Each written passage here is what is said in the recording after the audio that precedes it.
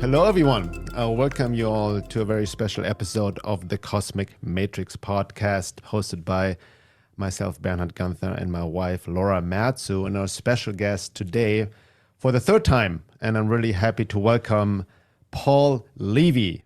Thanks so much for coming on.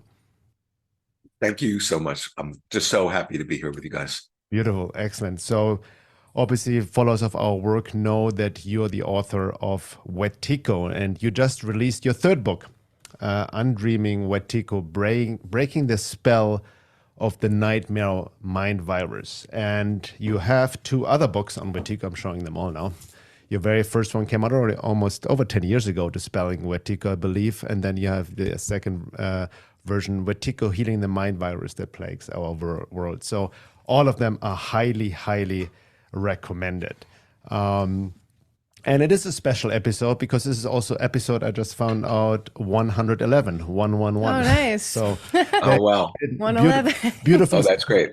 Beautiful synchronicity. I definitely didn't plan on that.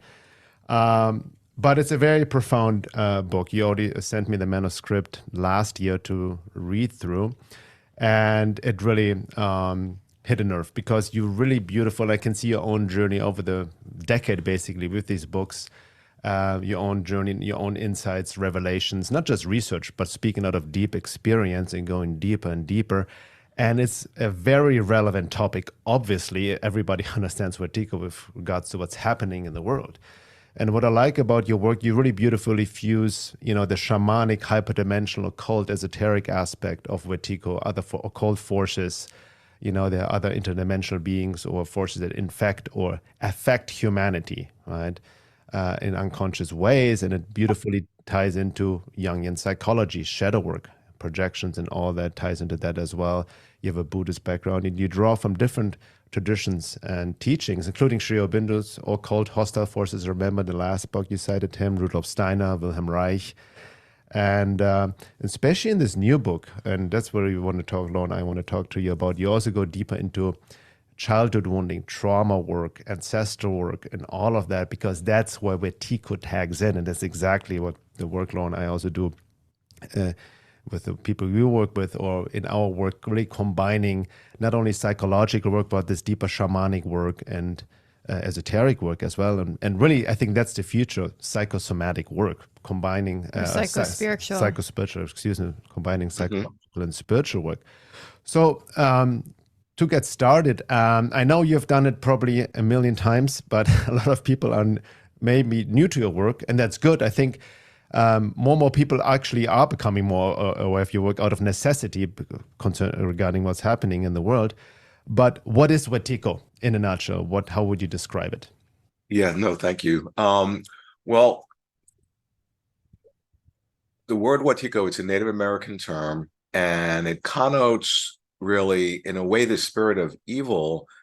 But I unfold it and point out that encoded, so it's like this virus of the mind, but encoded in Wetiko is not just the source of the darkest evil, but it also is helping us to awaken and to evolve. So it's a quantum phenomena that exists in a superposition of states, in that the opposites are right there. Both the deepest, darkest evil and the most sublime light are right there in potential. And being that one can conceive of it as being this mind virus, and I should just add, if people are first hearing about a mind virus and that sounds all woo-woo or new agey or whatever, in essence, what that means is that the source of the madness, of the collective madness that our species is playing out, and it's undeniable that our species is having a collective psychosis, that the source and the solution of the collective madness that our species is playing out is to be found within the psyche.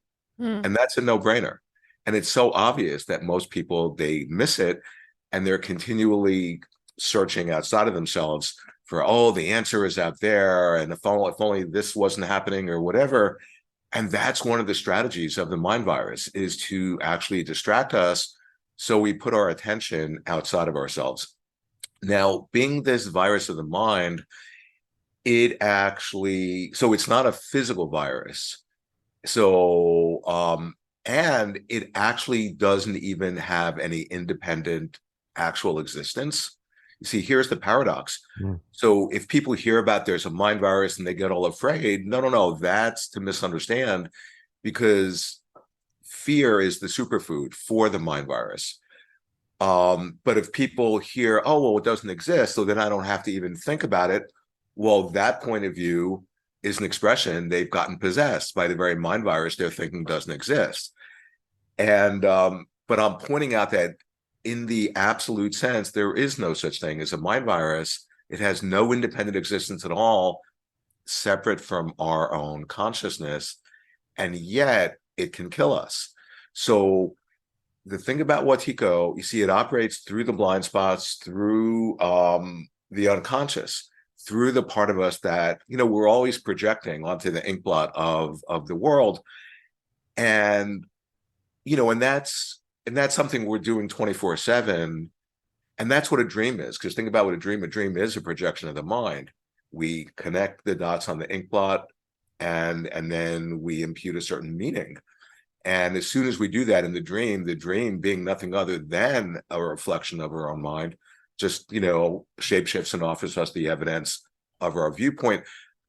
What I'm trying to say is that because this mind virus operates through the projective tendencies of our mind, we entrance ourselves. We literally hypnotize ourselves via our projective tendencies in such a way that we've actually put ourselves under a spell. And there's no one else that's doing us. We are doing that to ourselves. And so in essence, what I'm describing is the situation of our species, that the human species has fallen under a spell. It's like we're in a fairy tale and we've fallen asleep under a spell, and we don't even know, a whole lot of us don't even know we're under a spell. But it's not just like we've fallen asleep. It's as if there's this darker force within our psyche that's invested in keeping us asleep. Okay. And so what I'm trying to get in focus with this idea of the mind virus, and keep in mind, it's not just my idea. I'm a translator. It's a Native American idea. It's in every spiritual tradition. They talk about this mind virus, but not in a different symbolic way or different language. And they're all pointing at, this is the most important thing to understand. Now, just one thing, like Philip K. Dick, who in, I think, the second Wetiko book, I have a chapter on him because he was completely switched on to Wetiko. He called it the Black Iron Prison. And he, now I'm just going to take a step back. In the apocryphal text of the Bible, they talk about Wetiko and they call it the counterfeiting spirit, that it mimics us, it impersonates us. And I'm going to go back to that in a little bit. But what Philip K. Dick says is, he says, this mimicking stuff is the key to everything. That's a quote of Philip K. Dick. And that's what I'm pointing at. There's something happening through our unconscious that we are participating in that's keeping us asleep.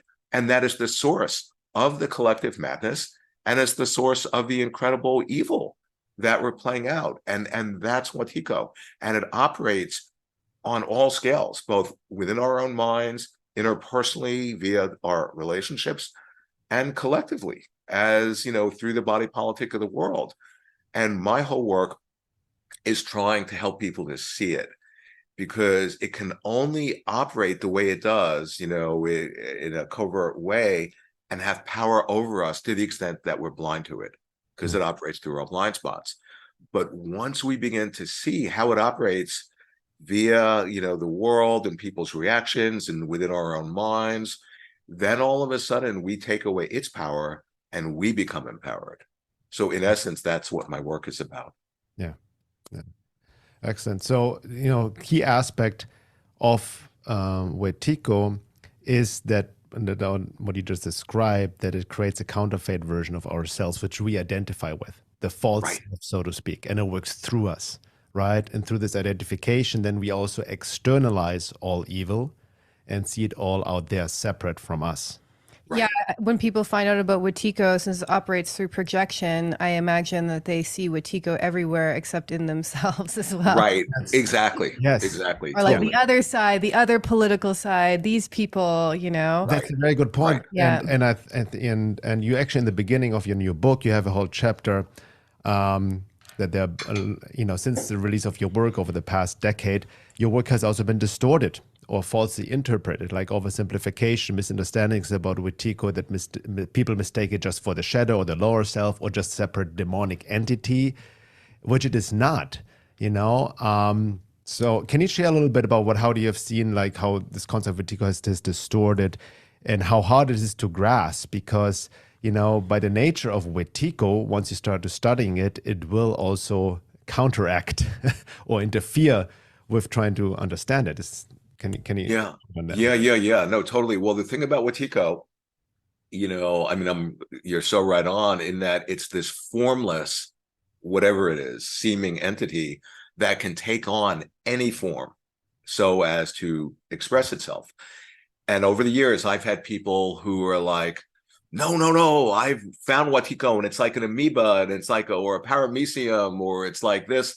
And, right away, I know, okay, they're mistaking the actual like transient form for the thing itself. And that's a category error, and or the thing is like the thing about Wetiko, it's this transpersonal energy. It's this daimonic energy, this archetypal energy. And a very simple way of understanding that, it's a higher dimensional energy that can take over a person. And the person so taken over is oblivious to that they've become possessed. And, or it could take over not just one person, but a whole number of people or a nation or a species. So it's kind of like mass formation psychosis that we see happening in the world. Is that like a collective form of Wetiko, would you say? Yeah. The idea of the mass formation psychosis, and that's such a controversial thing. And I've really studied, his work, Matthias Desmet's work, and I think it's really profound. I think it's super right on. And I think the criticism that people have, I just want to be clear, is mistaken. I think they don't understand what he's pointing at. And the key thing that I think is the source of the controversy is he's saying that, people get taken over and that there's a deeper archetypal pattern that's enacting them. And then his critics say, but you need to hold the people responsible who are the instruments. And he's not saying they shouldn't be held responsible. No, they're the ones who are responsible for unwittingly offering themselves as an instrument for this, darker force to act through. But what he's pointing at is that if you take those particular people out, let's say we get them and we lock them up, but we don't deal with the deeper process, the archetype will just supply over time other, other characters. Other dream characters to people that embody and play that role. It's a deeper archetypal pattern, and unless you deal with that, then you're just doing palliative care, and it's very superficial. And but I want to just go back to something about, because it's really important. The thing about Wetiko being this higher dimensional energy, it can take over a person, right, or a group of people, like I was saying. And when we see somebody at a given moment and we recognize, they're being taken over.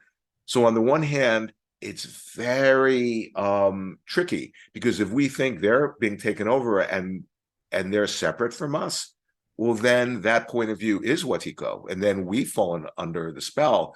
So the point is to recognize they're reflecting that part of us. But then if we think, they're so taken over, they're just evil, they're just embodying evil, well, then we're conflating the personal and the archetypal. That's one of the mistakes. Because no, they're not evil. They're just an ignorant human being. And and as a person, they just don't know what they're doing.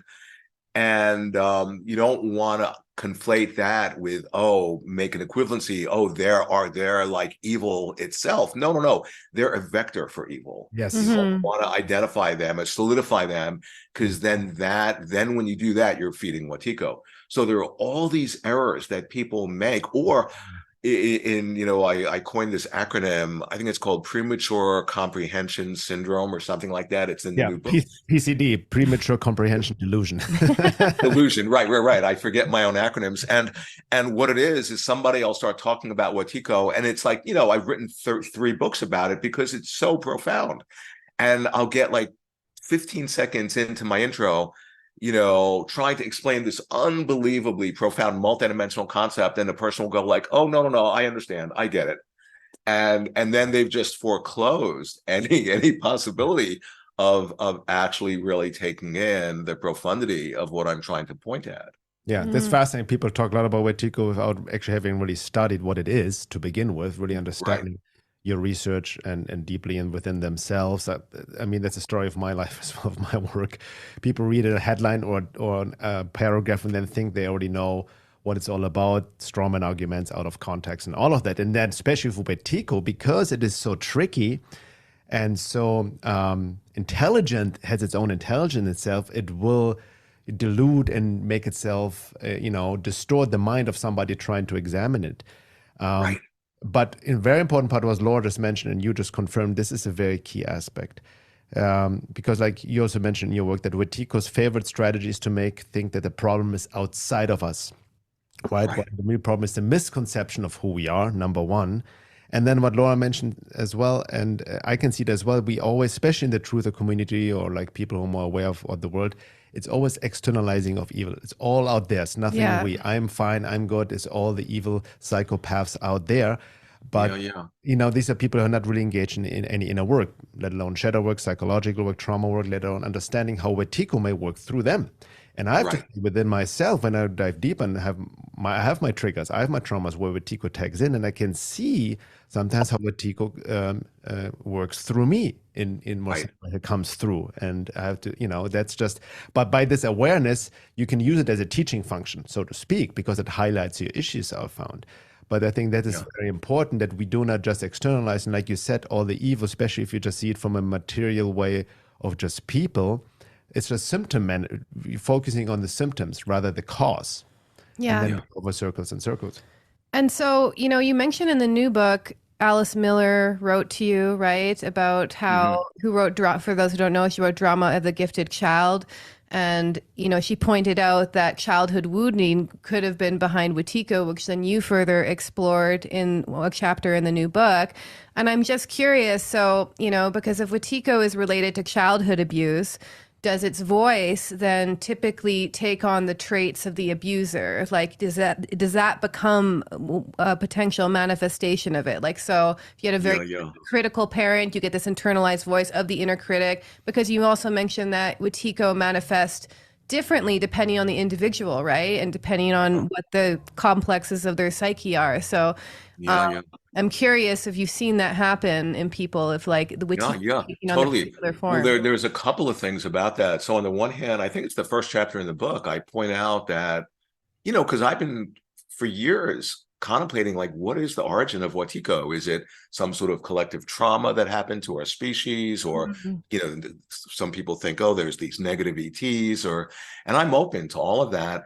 But I also am more and more convinced that the origin of Wetiko is unhealed, multi-generational ancestral trauma, that to the extent, because our species is in trauma, and to the extent that we haven't owned it, we're going to enact it unconsciously on our next of kin, as if we're giving a transmission, or that's the psychic inheritance.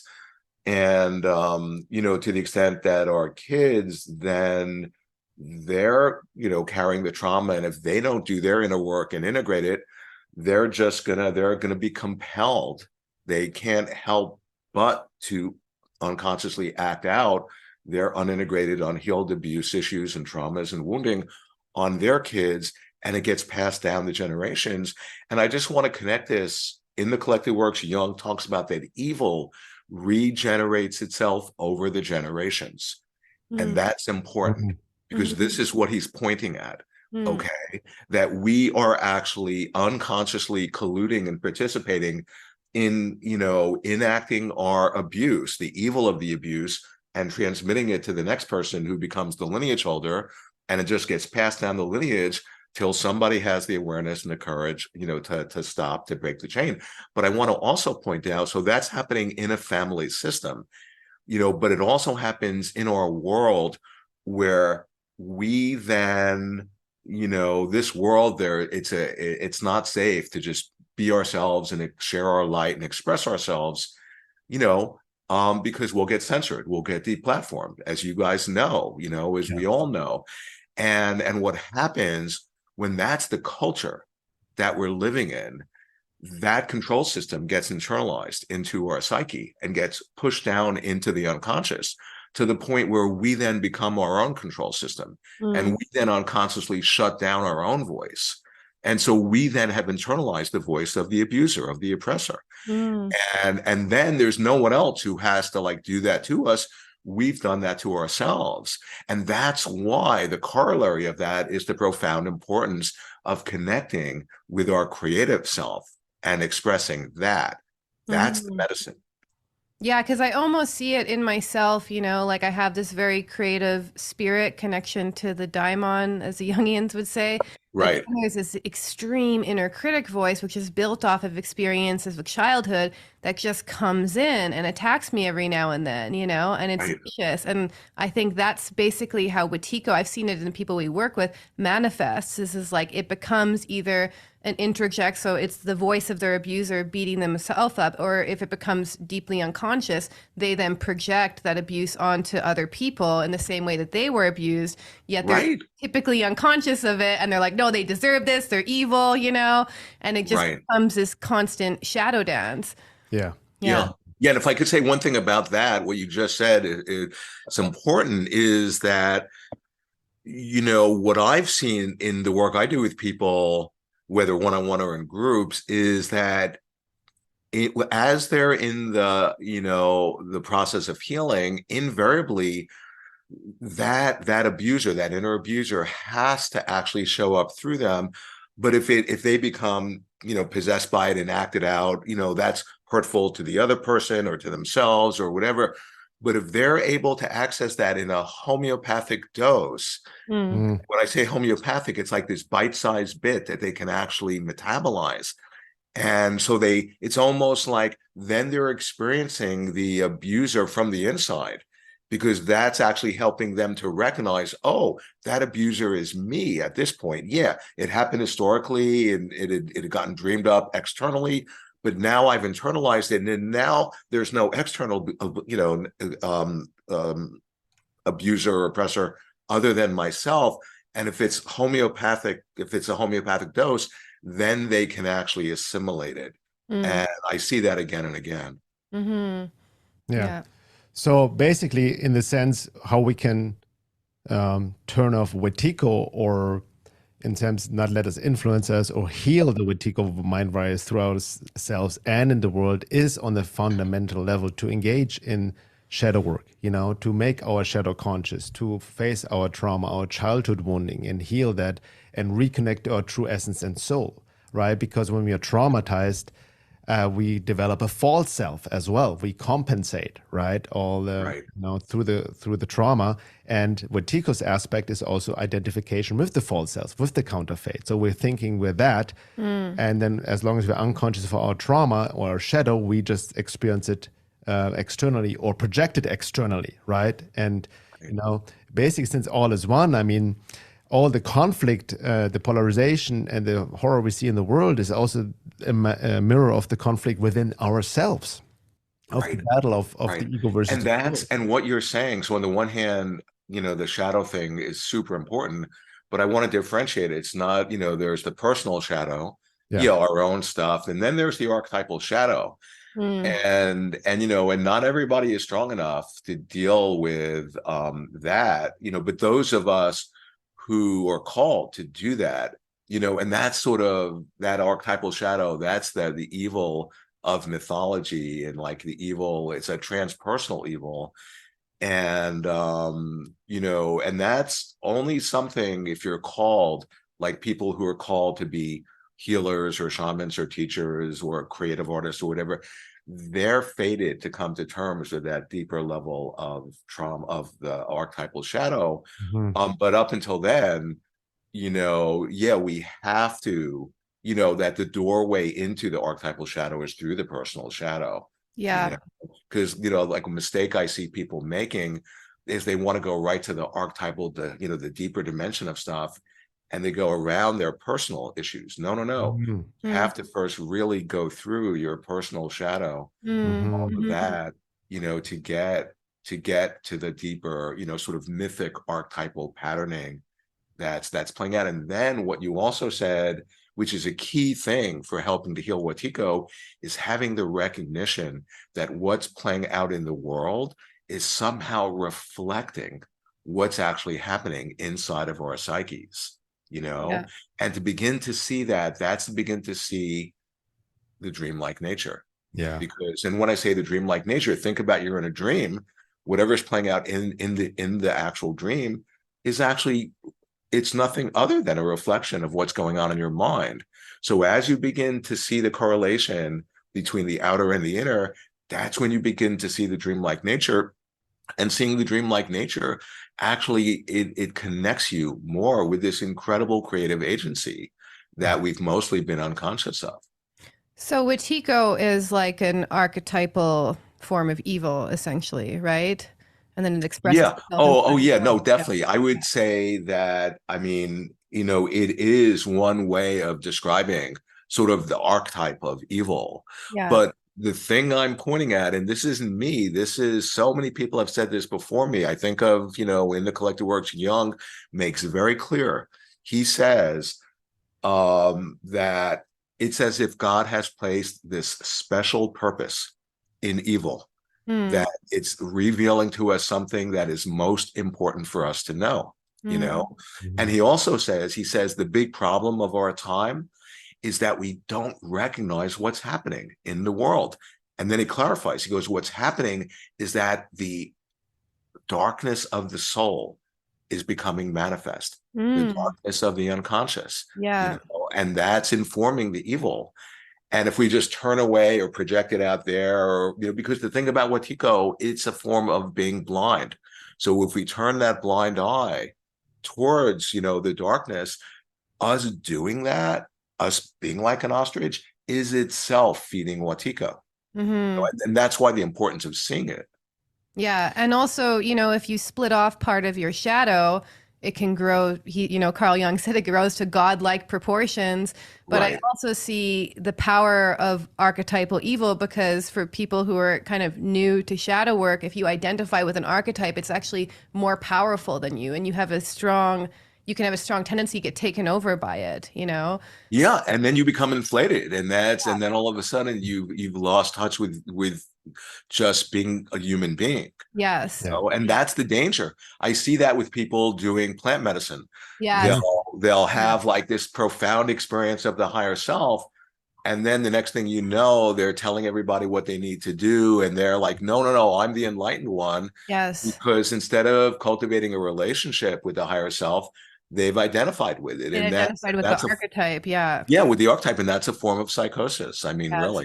Yes. Now, you had to make a very important point, because there are two quote unquote traps. Number one is denying the evil, like a lot of people do. I don't want to give it attention, because that's how I can easily see the concept of Wetiko can be abused as well. Oh, because it's non-local, it doesn't really exist. Everything's subjective, it's just dreamlike. I'm just not giving it any attention. I'm not going to dream it. So it won't exist. But that's like denying the shadow. It will grow no matter what. If you ignore it, will go stronger and more powerful. And the other trap is to completely externalize it and see it out there. What I call the blame victim trap. Which when you have not made your shadow conscious, or your trauma and your wounding, whatever you've experienced in childhood or even past life, the pain, you will externalize, right?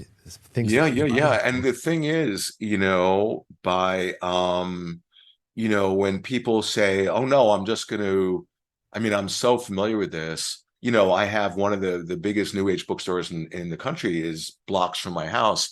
And, I've been on the faculty there for years, and they won't carry my Wetiko books because they're so identified with love and light, and their point of view is that, oh yeah, we don't want to put any attention on evil because that feeds it. But what they don't realize is that they're avoiding relationship with a part of themselves, and that is Wetiko.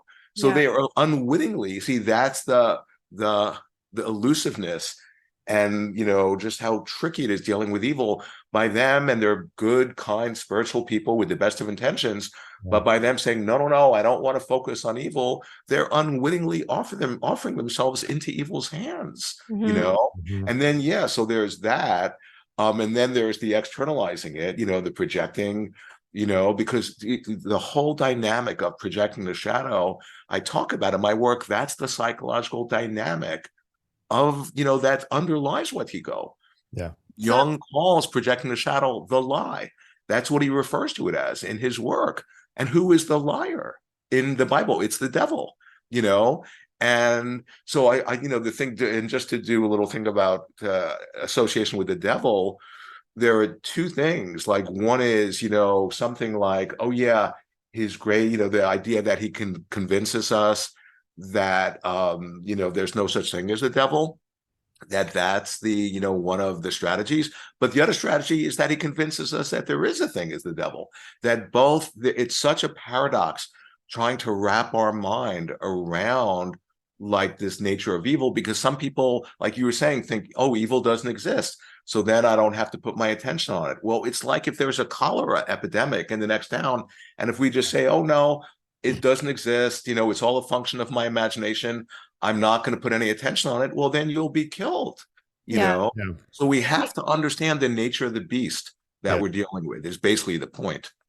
And it could also speak, because to their own denial of their own shadow, of their own trauma, and not wanting to look at it, because, I've read quite a few of Alice Miller's books, and I agree that child abuse has been an epidemic for multiple generations. I mean, only now it's becoming a little bit better and with some focus on attachment style parenting. But I can see how a lot of us has been subject to, child rearing practices that were abusive, that aren't accepted now. And we just do have this epidemic of, trauma, essentially. And I can also see how it's hard for people to want to look at that because it's painful and it can unravel a lot. And I know for myself, I came from a background, I experienced abuse in childhood for like basically 28 years of my life. And I've encountered what I would call a type of evil in my family of origin, in my life at a very young age. And interestingly, facing that and the wounds that it caused and the trauma it caused within me was my turning point to awaken to something deeper.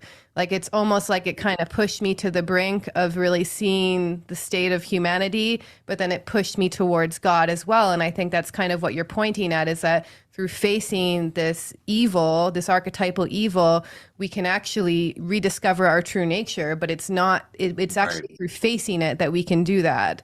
And it's interesting because there is this almost holistic place for evil in the evolution of consciousness.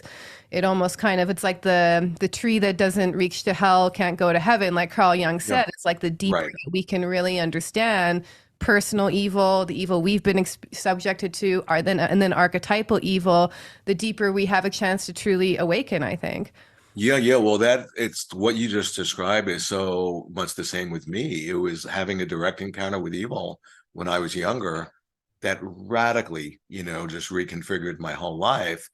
And there's this disincentive to deal with it because it's so painful. Yes. But for me, it was so overwhelming. I just didn't have a choice. And so many people I know, who like are, they're ex-addicts or alcoholics, or, they've had intense abuse or trauma or wounding, and they've gone through it.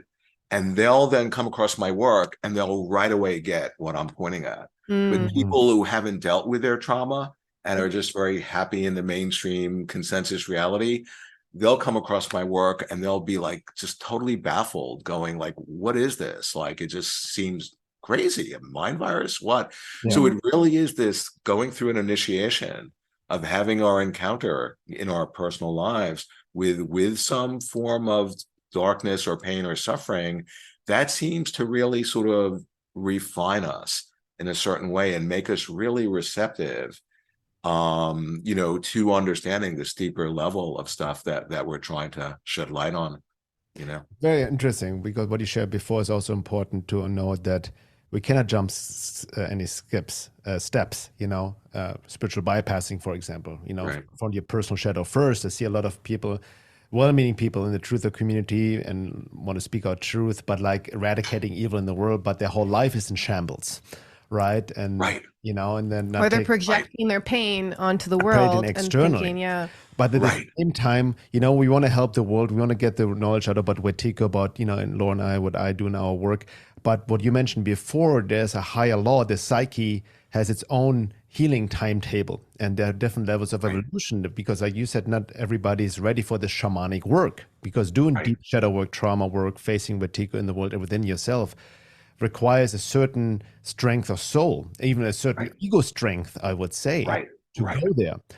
Hence, we cannot push this work on others. It's like kind of like, here it is. And we have seen this over the years with your work, with our work. People are drawn to it when they're ready, but we cannot just push it on it. And I think that's what is missing in nowadays as well in the truther community and all of that, like a bigger picture understanding of the evolution of consciousness, that just not everybody's quote ready to awaken because of various karmic soul lesson factors, and needs to happen in its own time. It doesn't mean to sit back, but the best way we can help it, do the work ourselves, right? Yeah.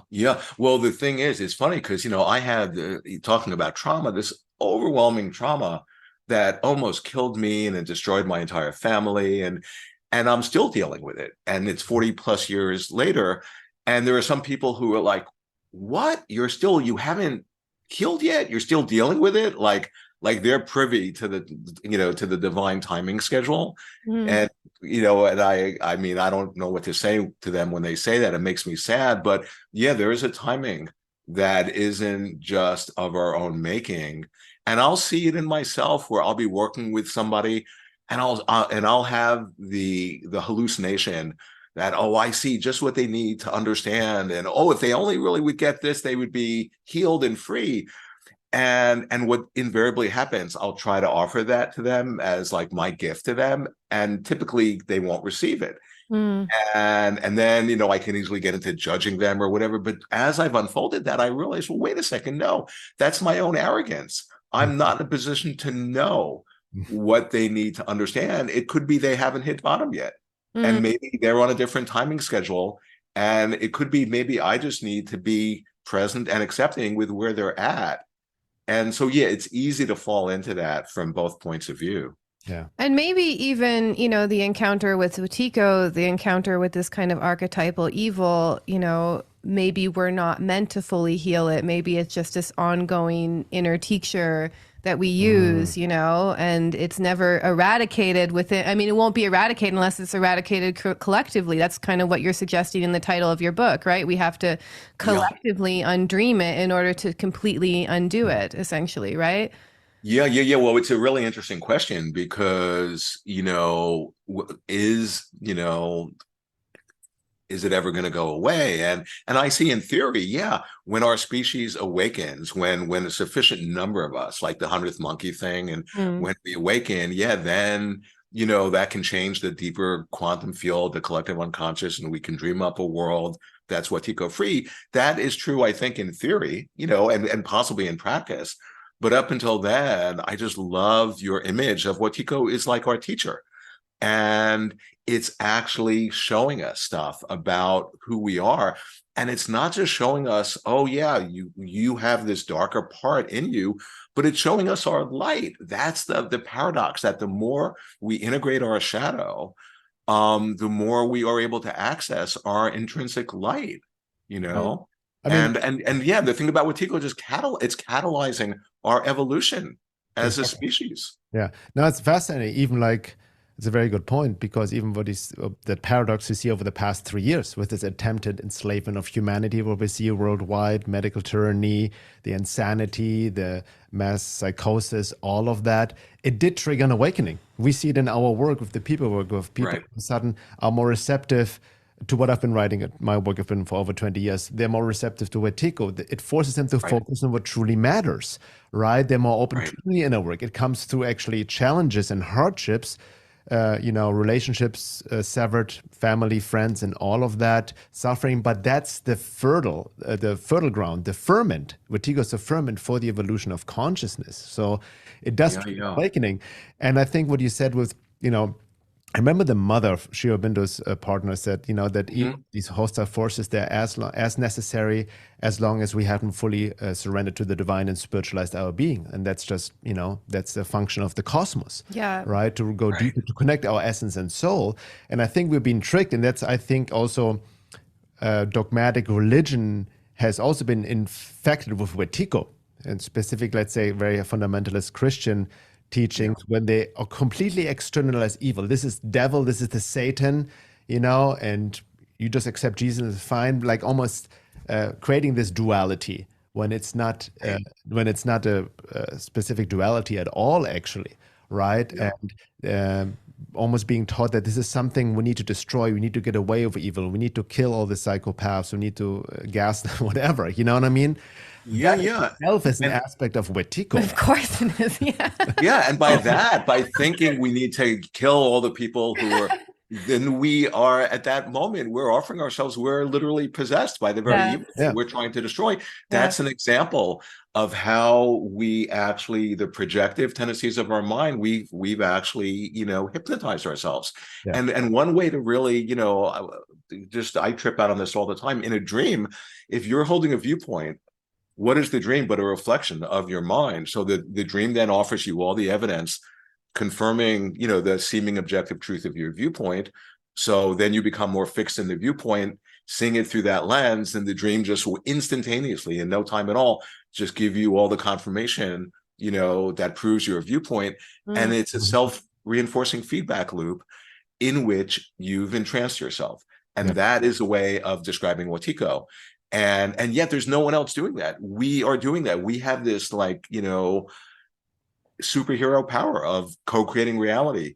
But to the extent we're not conscious of it, then you could think of this mind virus then plugs into that genius and turns it against us in a way that's killing us.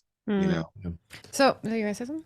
I was going to switch to the next. Do you want to say something to this topic, or? No, you can. Yeah, because I was going to move on from the picture now, because in your book there's so much to cover, and really encourage people to get the book.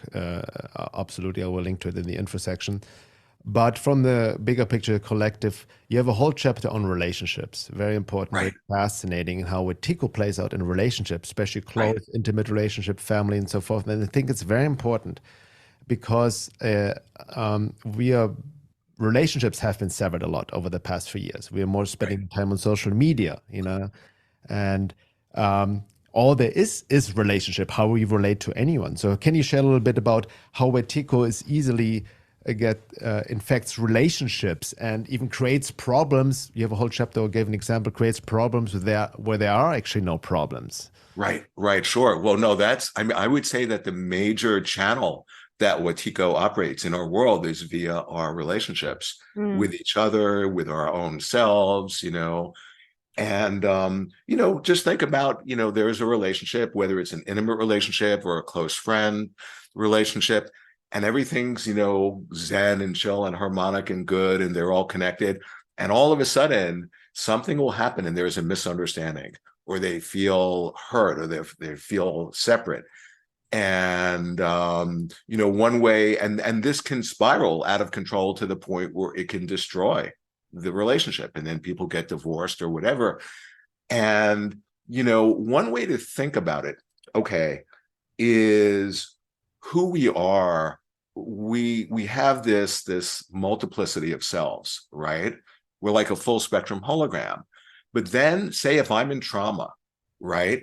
And so being in trauma unconsciously, I'm like, my unconscious, it's sort of scanning the environment to attract somebody to play out my unhealed trauma with. Say if there is an abuser, right? Or an authority figure, then out of the multiplicity of the person I'm in relationship with, I might, and it's all unconscious, I might actually amplify that authority, that potentially abusive part of the other person.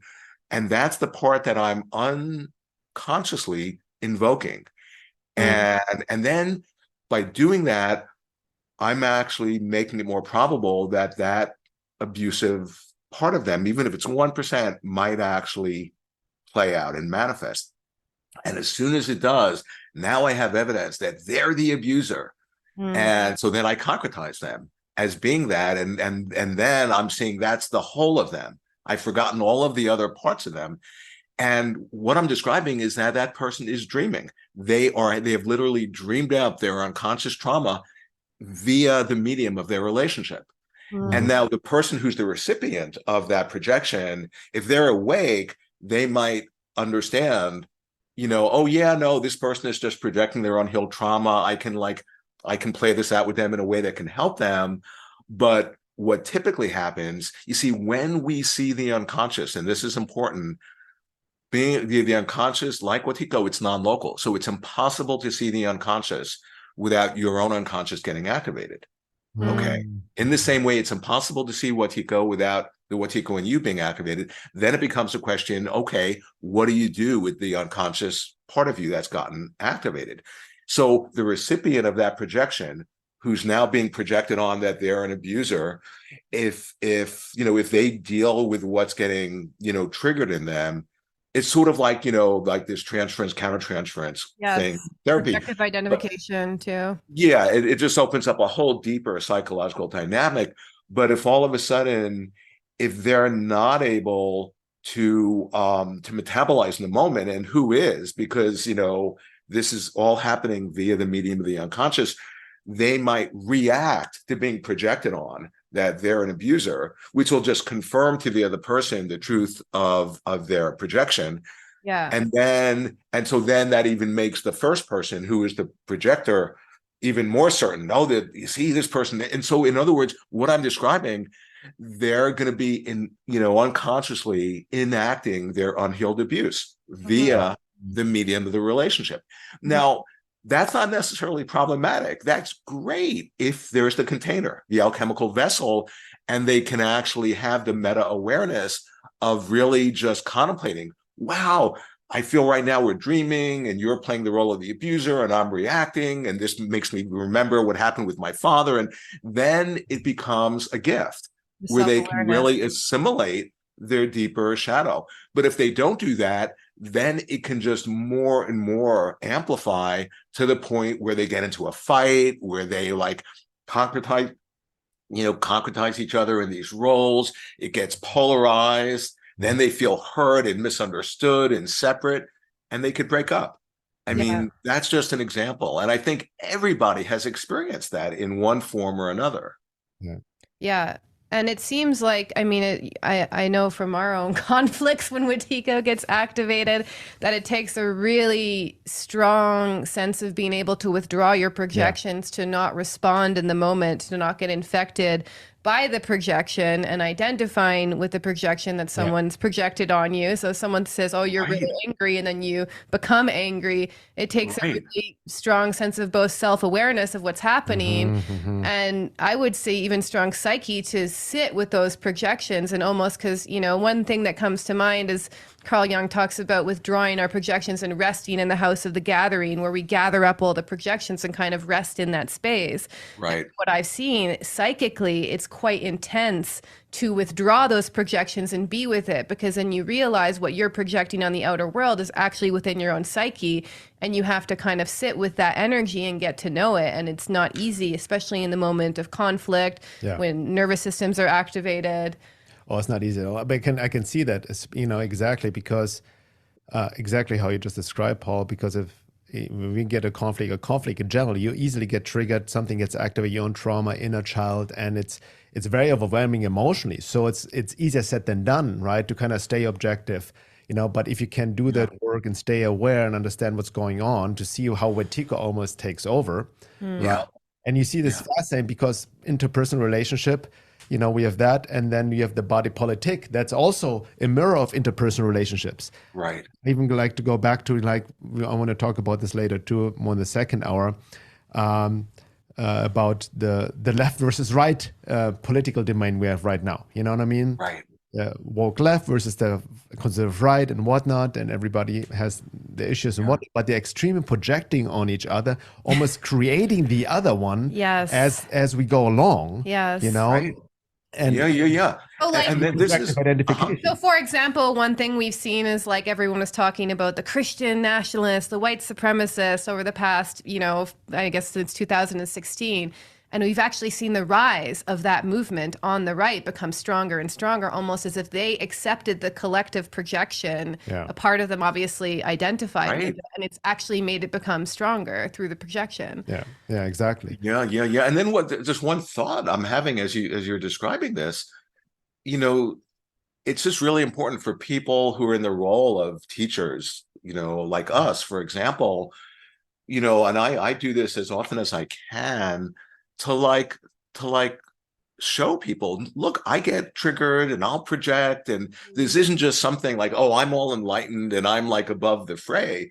Yeah. No, it can help people so much to see that the people in the position of the teachers, they're in the soup, to quote Young, that's being cooked for all of us. We're all in the soup. We're all in this together, and because that can be really helpful, because it's so easy to think of the teacher as being above us or separate from us, and they don't struggle with the whole projection or the whole relationship problems or whatever. No, this is endemic to just being a human being, and it's really, really helpful to just not have that hierarchy and to see, no, we're all dealing with this. Yeah. And so just to wrap it up, did you have something you want to say, or can I? No, I just wanted to wrap up that topic. I think it's very important what you mentioned, because there's just to wrap up the topic on relationships, the most important is have the sacred container, the crucible of the relationship, right? The crucible. It's very important because we see it in our relationship. It can intensify the process, and there's more opportunity for the work, so to speak, because more stuff comes up via, especially intimate, close relationships. Right. I think a lot of people nowadays avoid relationships too much because they look for the perfect person. They're hooked on social media without understanding. No, you need to get in a relationship and deal with what's coming up, and that's the power of it. And I'm not implying to stay in abusive relationships, but people avoid the work. They think that any relationship that is meant to be my soulmate, twin flame, that is just harmony, love, and light. And that's just simply not the case. So the avoidance of relationship keeps us actually entrapped as well. And how do we learn about ourselves without the mirror of the relationship to reflect back? It's very easy, I think, to deceive ourselves when we're all alone in our kind of little bubble. But the moment we start to talk and relate to another person, we get information and feedback from them about how we are, how we're feeling. So, it's a part of self-work as well. And if I could just add one or a couple things. One is etymologically, mirror, the word mirror, it literally means the holder of the shadow. So when you're in a relationship and you're having somebody play the mirror, what are they mirroring back but this unconscious shadow part of you?